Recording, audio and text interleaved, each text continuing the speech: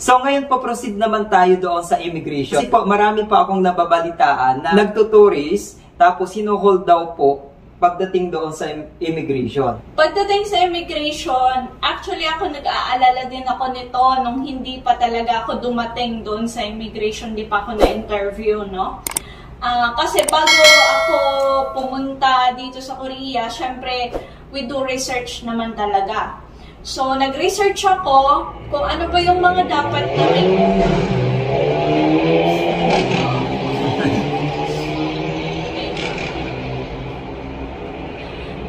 So, nag-research ako kung ano ba yung mga dapat kailangan i-comply na requirements sa immigration, hahanapin nila sa akin, no, during interview. So, pinrepare ko lahat. Actually, marami akong prepared documents, pero hindi ko naman pinakita yon lahat, no? Maliban na lang sa hiningi talaga ng immigration officer. So, pagdating naman doon sa tanong mo, na kung totoo ba na may nahuhold or hindi nakakaalis ng Pilipinas, yes po, merong mga ganong case. Depende po kasi yan sa interview at sa pagsagot mo sa immigration officer. Kapag lack of documents ka at na hindi sila satisfied sa sagot mo, may possibility na hindi ka makakaalis ng Pilipinas or hindi ka nila ipoproceed ka nila sa second interview for interrogation. So kapag nasa interrogation ka na, medyo maliit na talaga yung chance mo or 50-50 na yung chance na makaalis ka pa kasi nasa interrogation ka, so medyo maliit ang chance, no? So, sa mga ganong case naman po kasi na hindi kayo napapaalis kasi baka may nakitaan sila sa mga documents or sa pagsasagot mo, sa kilos mo, nang hindi po akma yung kinikilos mo doon sa harap nila. Okay? Kasi iniiwasan lang din naman nila na mabiktima tayo ng human trafficking. So, kaya po, normal lang naman po yung interview na yan, kaya wag po kayong matakot. Relax lang kayo.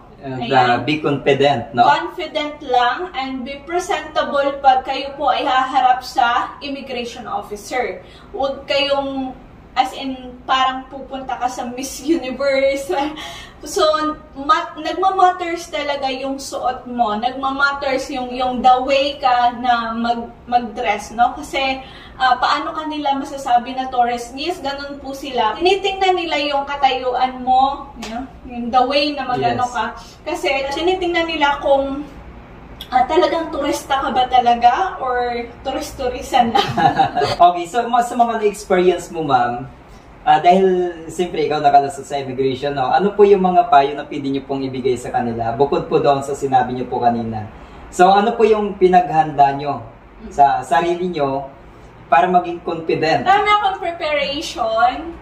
Actually, nung hindi pa ako nakakadaan sa immigration, medyo kinakabahan ako, lalo pat wala akong hotel booking.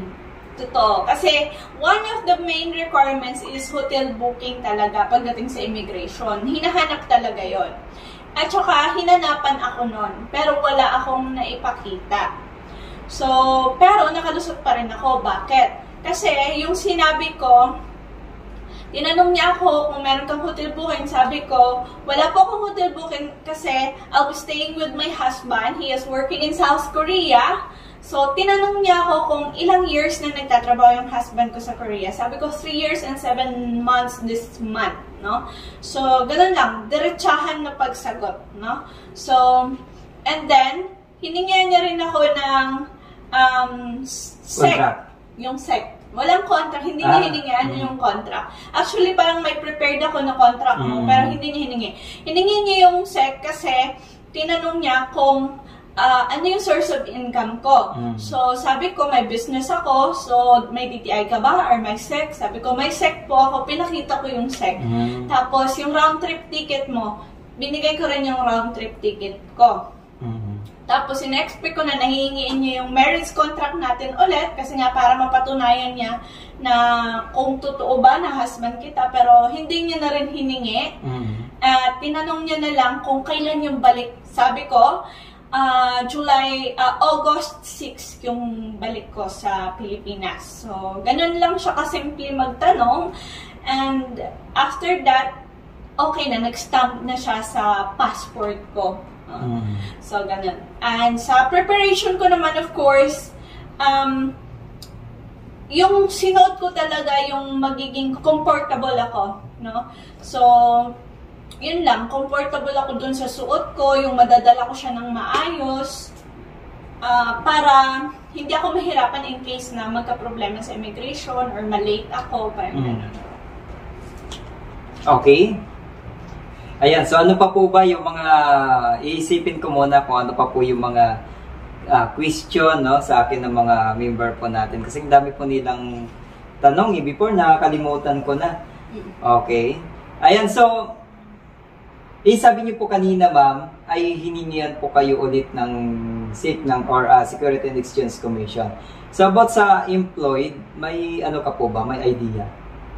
Sa employed naman, possible hihingiin po sa inyo is yung ganun pa rin, yung COA, ITR, at saka yung visa, okay?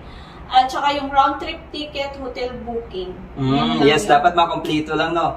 Dapat meron tayong round-trip ticket and meron tayong hotel booking, no? Yes, napaka-importante yun. Then yung letter of sponsorship na galing po doon sa husband. Di ba? That is very important. Sa case ko, hindi siya hinanap. Okay. Okay.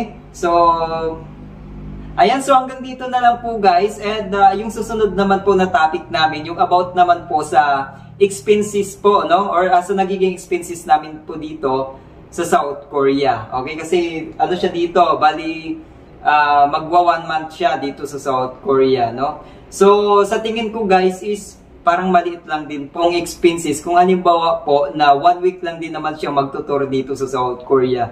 Kasi isipin niyo po yung hotel dito, sa loob lang po ng 1 linggo, or yung 1 araw po dito is 45,000 won, Korean won. Makakahanap po kayo niyan. Makakahanap pa nga po ng 30,000 Korean won na hotel.